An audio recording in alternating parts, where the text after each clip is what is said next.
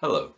I spoke about my new book in a recent video and indicated that I'd make a short trailer to provide details of where it might be bought and links and that kind of thing. Well, here it is.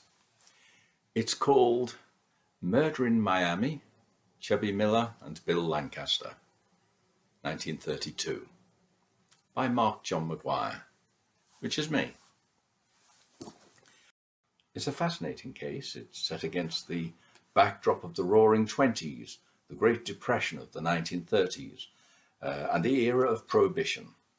But at its heart, there's a tale of human frailty that ended in the most spectacular way possible.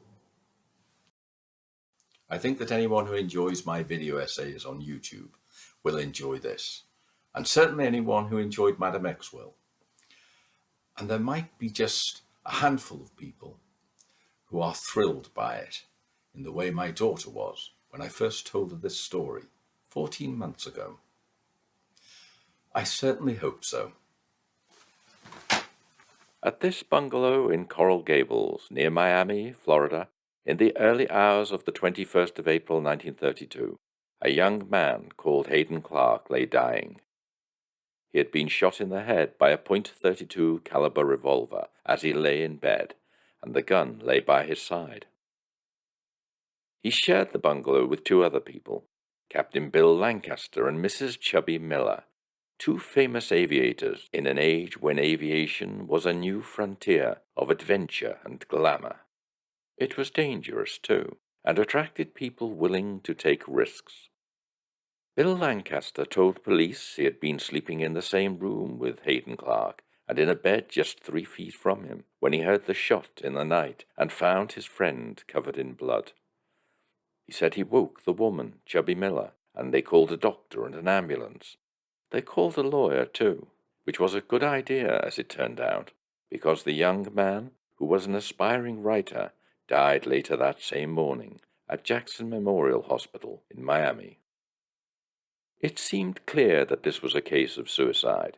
Haden Clarke had left 2 suicide notes, one to each of his friends whom he shared the bungalow with, clearly stating that he had shot himself and why he had done it.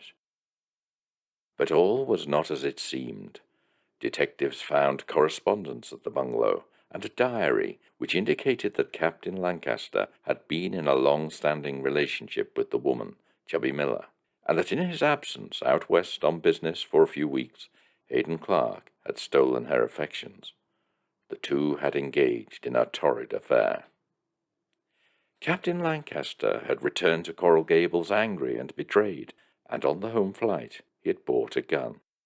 That was the gun that had been fired into Haden Clarke's head just hours after Lancaster's return. The suspicions of the State Attorney were aroused. The suicide notes were not all they seemed either. They did not look to have been typed by Haden Clarke, who was known to be a proficient typist. The signatures were careful, too careful. A photograph of the scene seemed to show that Captain Lancaster's bed had not been slept in.